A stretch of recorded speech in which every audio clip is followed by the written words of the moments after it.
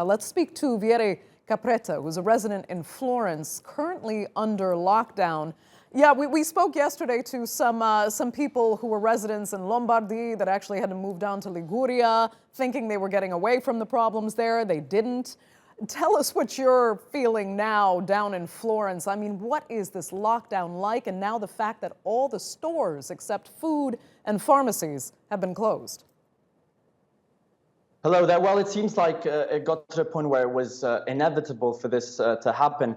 Now, personally, just a week ago, I was carrying on my private life as you do, because restrictions in this part of Italy weren't the same as in Lombardy in the north.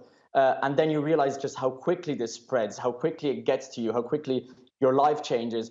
And now we're just stuck at home. Luckily for me, I can work from home, so it's a bit of a different situation compared to other people with different sorts of jobs, restaurants, bars closing down. The government has guaranteed the necessary shops to stay open, pharmacies and supermarkets, as well as delivery from restaurants. But of course, it's a completely different lifestyle.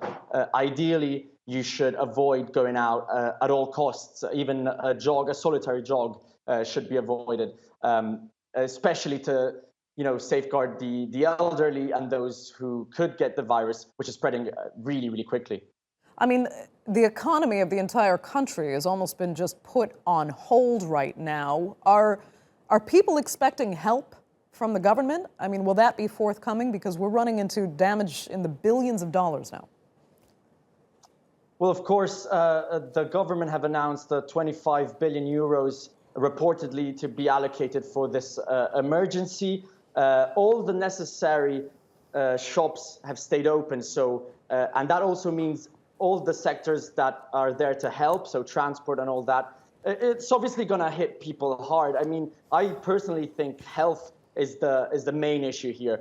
So, of course, there is a big economic impact, but it's going to be even bigger if you don't stop the virus. And I think it moved so quickly where it got to the point that if this is what has to be done for health to prevail, then the focus is people's health, and the economic impact has to almost be secondary.